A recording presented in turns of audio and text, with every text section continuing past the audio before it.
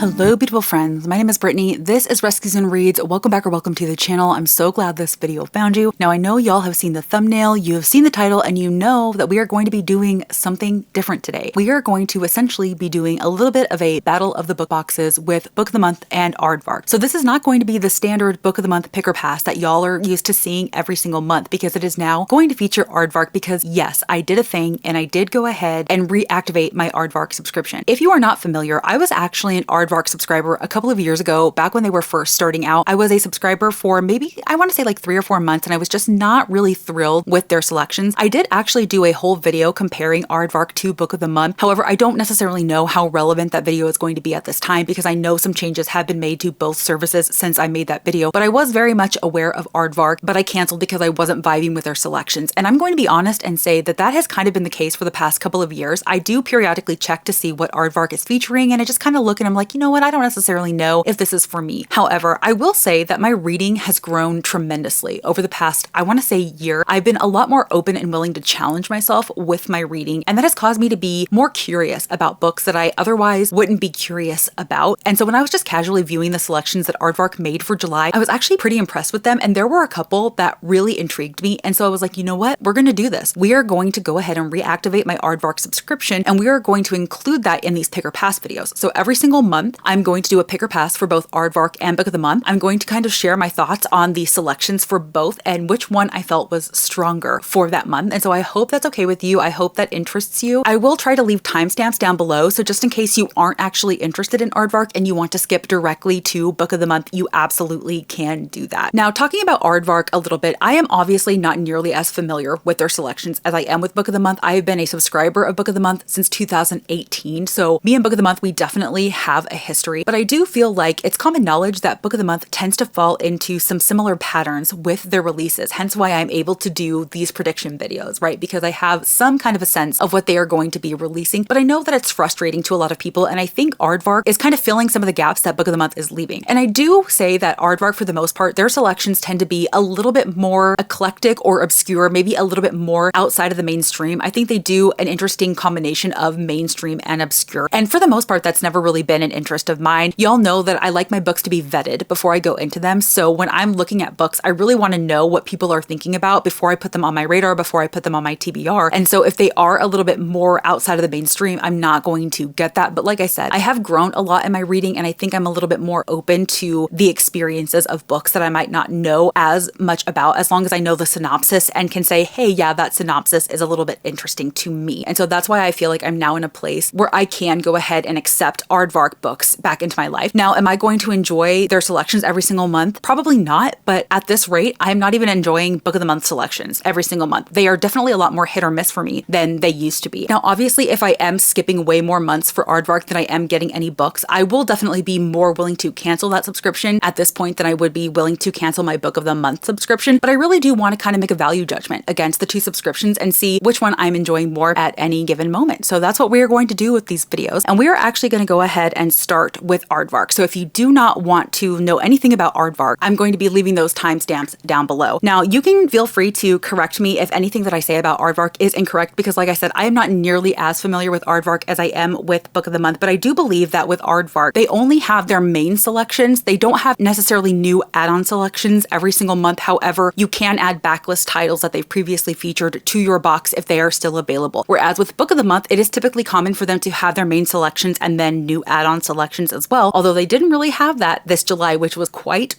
unusual. We'll talk about that when we get to the Book of the Month portion of this video, but we're going to go ahead and start with Aardvark. They had 6 main selections this month. I do believe that is pretty standard, and the first one I'm going to mention is A Witch's Guide to Magical Innkeeping by Sangu Mandana. This is a cozy fantasy romance. She is the one that wrote the Very Secret Society of Irregular Witches, and I read that and it was fine. Like, it was really sweet and enjoyable. Really not my vibe, but I know a lot of people absolutely loved it, and so even though this is not one that I added to my box, I'm really glad to see it here. This says, a whimsical and heartwarming novel about a witch who has a second chance to get her magical powers and her life back on track, from the national best-selling author of The Very Secret Society of Irregular Witches. I actually really appreciate seeing this one here as an option for Aardvark, and I know a lot of people were probably really happy to see it as well. The next one we have is Salt Bones by Jennifer Givon, which is actually a horror novel, and believe it or not, this is one that I did add to my box. This says, at the edge of the Salton Sea, in the blistering borderlands, something is out hunting. Malamar Veracruz, has never left the dust-choked town of El Valle. Here, Mal has done her best to build a good life. She's raised 2 children, worked hard, and tried to forget the painful, unexplained disappearance of her sister Elena. When another local girl goes missing, Mal plunges into a fresh yet familiar nightmare. As a desperate Mal hunts for answers, her search becomes increasingly entangled with inscrutable visions of a horse-headed woman, a local legend whom Mal feels compelled to follow. Mal's perspective is joined by the voices of her 2 daughters, all 3 of whom must work to uncover the truth about the missing girls in their community before it's too late. Combining elements of Latina and indigenous culture, family drama, mystery, horror, and magical realism in a spellbinding mix, Salt Bones lays bare the realities of environmental catastrophe, family secrets, and the unrelenting bond between mothers and daughters. So I just thought that that sounded really, really intriguing. I love the representation of this one. It's probably going to be unlike anything that I've actually read in the past, and so I am really curious about this one. Another one that I was quite impressed to see on Aardvark as a selection for July, but not one that I added to my box, was Sounds Like Love by Ashley Poston, which of course is going to be a romance with a speculative twist. Now, the reason that I didn't actually add this to my box is simply because I have already ordered the Fairy Loot Special Edition to match the Fairy Loot Special Editions of the other 2 books that I have read and enjoyed by Ashley Poston. Now, this is actually not one that I was originally going to read. However, I did enjoy The 7-Year Slip. I absolutely love The Dead Romantics, and while I don't really want to read a novel love story because I've heard nothing but terrible things about that, like so many people really hated that book. People who are firm Ashley Poston stans have really disliked that one, and so I really don't have any interest in reading that one, but I do have interest in reading this one. This just says, a hit-making songwriter and a bitter musician share a startling and inexplicable connection that they'll do anything to shake in the next sparkling magical book from the New York Times bestselling author of The 7-Year Slip and a novel love story. So like I said, I have actually already ordered the special edition of this one, and I'm excited to get to it when it comes in. I know a lot of people, like I said, are really, really big fans of Ashley Poston, and so I'm glad that this very mainstream book was featured on Aardvark. Now, this next one is actually another horror. It's a gothic horror featuring queer representation, and it's another one that I added to my box, and it's called House of Beth by Carrie Cullen. This says, after a heart-wrenching breakup and a shocking incident and her job as an overworked assistant at a literary agency, Cassie retreats to her hometown in New Jersey along the Delaware River. There she reconnects with her high school best friend Eli, now a widowed father of 2. Their bond reignites, and within a few short months, Cassie is trading her bustling New York City life for homeschooling, nature walks, and cooking lessons with her reserved neighbor, Joan. But Cassie's fresh start is anything but peaceful. She still misses her ex-girlfriend, and she grapples with harm OCD, her mind haunted by graphic and gory images. In their secluded house, nestled in the woods, she tries to find solace, but the shadow of Beth, Eli's late spouse, a committed homemaker and traditional wife, looms large, permeating every corner of their home, from the decor to the rhythms of daily life. Soon, Cassie starts hearing a voice, narrating the house's secrets. This mysterious presence grows stronger, guiding Cassie down a path to uncover the truth about Beth's untimely death. House of Beth is a beautifully crafted novel that blends modern literary charm with gothic mystery and speculative elements, perfect for fans of Bunny by Mona Awad or Night Bitch by Rachel Yoder. This thought-provoking novel probes the boundaries of our minds and bodies, the stories we tell ourselves about who we were meant to be, and the thoughts, beliefs, and desires we aren't always brave enough to name. Now, I have never read Night Bitch, and I DNF'd Bunny because I am not a big fan of weird stories. So this is definitely a book that is firmly outside of my comfort zone. I have no idea if I'm going to enjoy it at all, but I was really, really intrigued by the premise, and I hope that I'm able to connect with this one more than some of the other weirder stories that I've read. Okay, next we have a debut thriller called Party of Lies by Kelsey Cox. This says, today is Sophie Matthews' 16th birthday party, an exclusive black tie bash in the heart of the Texas Hill Country where secrets are as deep-rooted as the sprawling live oaks. Sophie's dad has spared no expense, and his renovated cliffside mansion, once thought haunted and shuttered for years from outsiders, is now hosting the event of the season. Then, just before the candles of the 3-tiered red velvet cake are blown out, a body falls from the balcony onto the starlit dance floor below. It's a killer guest list. Everyone is invited in. Not everyone will get out alive. So this kind of just sounds like it's going to be an interesting twist on kind of the locked room mystery. I will say that this was not enough to intrigue me. I'm very much a lot more selective these days about the thrillers that I decide to go ahead and read, but this was a thriller that I had never heard of previously. It wasn't on my radar at all. So it was interesting to see this as a selection for Aardvark for July. And then the final Aardvark selection is one that they have classified as a literary fiction comedy. It does feature LGBTQIAP+ representation, and it is a debut novel. It is a book called Hot Girls with Balls by Benedict Nguyen. Six is 6'7", scheming to rejoin the starting lineup and barely checks her phone. Green is 6'1", always building her brand and secretly jealous of her more famous girlfriend. Together, they're going where no Asian American trans woman has gone before, the men's pro indoor volleyball league. Our hot girls with balls just thought playing with the boys would spare them some controversy. Besides playing for rival teams, they're also lovers, tending to their relationship between away games, time zones, and their weekly Instagraph live show. Soon they'll reunite for the championship tournament, the first to accommodate in-person fans since the COVID pandemic struck the world a year ago. Just as they enter an airtight bro bubble of the world's best, they're faced with a public crisis that necessitates an indisputably humiliating task: make a public statement online. Can Green stock up enough clout out for her post-ball future? Can 6 girl boss her team's seniority politics? Can they both take a timeout to just grieve? In this outrageous and deeply serious satire, 2-star indoor volleyball players juggle unspoken jealousies in their off-court romance ahead of their rival team's first rematch in a year. So it definitely is going to be satire, but it also sounds like it's going to have like maybe some serious underlying messages associated with it as well. This one didn't necessarily strike my fancy. It wasn't anything that I was immediately interested in, but I am definitely interested in hearing more reviews on it. All right, friends, we are now moving into July's Book of the Month picks. This was another interesting month for Book of the Month. I feel pretty indifferent about it, if I'm being honest. I wasn't overly thrilled with the selection, but I wasn't necessarily disappointed with them either. I was just kind of a little bit meh. Didn't really feel one way or another about them. So Book of the Month had 6 main selections for the month of July, but they actually had no new add-ons for the month of July. The new add-ons that you actually see available were mid-month add-ons in June. So I guess you could technically count that as new add-ons for the July box, since I don't think a lot of people actually knew about those add-ons until the July main selections were released, but they actually were not brand new for July. They were available mid-month in June. We will go ahead and run through those really quickly, but this, from my understanding, is the first year in quite a while when this has happened, when they haven't actually had new add-ons for the brand new month in question. But the very first of their main selections is one that I actually did put in my prediction video. It is a contemporary fiction called Finding Grace by Loretta Rothschild. Since I did go ahead and talk about it in that prediction video, I won't say much about it here. I will just say that this is a gripping, wholly unique tale of unexpected love, shocking loss, and looming secrets that fight to stay buried. This is a family drama. It is salacious, non-linear timeline, and graphic violence. Next in the romance category, we have How Freaking Romantic by Emily Harding. This says, Beatrice Nilsson is what some might call feisty and others combative, but no matter what you call her, she's a good lawyer and an even better friend. So when the marriage of her 2 closest pals ends in divorce, Bea picks a side and storms the office of attorney Nathan Asher to tell him exactly what he can do with his alimony petition. Unfortunately, what should end with a few choice words soon spirals into uncharted territory when Nate shows up at her NYU law office a few days later as a newly minted adjunct professor and her new colleague. Bea still hates Nathan, of course, but between weekly meetings and networking events, walks around Washington Square Park, and late night pizza, that hate begins to feel a lot like something else. And as uncomfortable truths emerge about the divorce that started it all, she might have to choose between her friend's happily ever after and her own for the very first time. So this says it's going to be salacious, enemies to lovers, academic, and laugh out loud funny. The synopsis of this, to be honest, not really doing too much for me. It sounds very basic. It doesn't sound like it's going to do anything particularly remarkable or unique. So this is not one that I added to my box. And I know I didn't say, but I also did not add Finding Grace to my box either. This next one is a literary fiction that I had never heard of prior to seeing it on Book of the Month. It wasn't on my radar at all, therefore it wasn't part of the predictions. It's a book called Among Friends by Hal Ebbett. It's an autumn weekend at a comfortable New York country house where 2 deeply intertwined families have gathered to mark the host's 52nd birthday. Together, the group forms an enviable portrait of middle age. The wives and husbands have been friends for over 30 years. Their teenage daughters have grown up together, and the drinks, dinners, rituals, and games that form their days all reflect the rich bonds between them. This weekend, however, something is different. An unforeseen curdling of envy and resentment will erupt into an unspeakable act, the ramifications of which are enormous. Accusations, denials, and shattered illusions follow, driving wedges between friends, spouses, children, and parents, and exposing the treacherous fault lines on which these families have dealt. It says that this is definitely going to be highbrow, emotional, heavy family drama, multiple viewpoints, definitely right up Book of the Month's alley, right? You have that family drama, complicated relationship dynamics between friends that have been friends for 30 years. It sounds like there are going to be accusations that are going to come out, maybe relationships fall apart. Very, very standard Book of the Month fare. Again, this is another synopsis that really didn't do too terribly much for me. I'm not a really big fan of highbrow literary fiction, so that did not appeal to me either. So this is definitely one that I passed on. One that I definitely did not pass on was the newest release from Megan Miranda called You Belong Here. This again was featured in my prediction video, so I won't say much about it here. It says, years after fleeing her alma mater in disgrace, a woman returns to campus in search of her vanished daughter. This says that it is a slow build, non-linear timeline, academic, and creepy. This was the only one of the new selections that I added to my box this month. Next, we have a contemporary fiction called These Summer Storms by Sarah McLean. Alice Storm hasn't been welcome at her family's magnificent private island off the Rhode Island coast in 5 years, not since she was cast out and built her life beyond the Storm name, influence, and untold billions. But the shocking death of her larger-than-life father changes everything. Alice plans to keep her head down, pay her final respects, such as they are, and leave the minute the funeral is over. Unfortunately, her father had other plans. The eccentric, manipulative patriarch left his family a final challenge, an inheritance game designed to upend their world. The rules are clear. Spend 1 week on the island, complete their assigned tasks, and receive the inheritance. But a whole week on Storm Island is no easy task for Alice. Every corner of the sprawling old house is bursting with chaos. It will be a miracle if Alice manages to escape unscathed. So again, we have family drama, multiple viewpoints, salacious. Book of the month apparently loves the salacious books this month, and there is going to be a romance. Once again, very standard, typical fare for book of the month. I do think that this sounds slightly intriguing. I know inheritance games are kind of like all the rage these days. That is a very popular plot point. So I am slightly intrigued, but again, this is not one that really screamed out to me like, you need this now. This is definitely one that I would be willing to wait to hear reviews on before I actually took the plunge to read it myself. And then the very final of their main selections was a debut literary fiction called Maggie, or A Man and a Woman Walk into a Bar by Katie Yee. A man and woman walk into a restaurant. The woman expects a lovely night filled with endless plates of samosas. Instead, she finds out her husband is having an affair with a woman named Maggie. A short while after, her chest starts to ache. She walks into an examination room where she finds out the pain in her breast isn't just heartbreak. She decides to call the tumor Maggie. Unfolding in fragments over the course of the ensuing months, the story follows the narrator as she embarks on a journey of grief, healing, and reclamation. She starts talking to the tumor, getting acquainted with her body's new inhabitant. She overgenerously creates a guide to my husband, a user's manual for Maggie, the other woman, hoping to ease the process of discovering her ex-husband's whims and quirks. She turns her children's bedtime stories into retellings of Chinese folklore passed down by her own mother in an attempt to make them fall in love with their shared culture and to maybe save herself in the process. This is another one that I am slightly intrigued by because we have a woman who is obviously going through a very difficult time, right? She finds her husband is cheating on her. Then she finds that she has a tumor and she names that tumor Maggie. So it's her journey with two Maggies, right? And also being a mom after the divorce and trying to introduce her kids to their culture. I feel like this has a lot going on, and it also could be a little bit weird because the main character is going to start talking to her tumor. I'm not sure how I feel about this, so I'm definitely interested to see more takes on it. This is not one that I added to my box. Okay, and then like I said, the add-ons that we're going to talk about, they weren't technically for July, they were mid-month in June. The first is a fantasy called This Princess Kills Monsters by Rai Herman. Someone wants to murder Princess Melilo?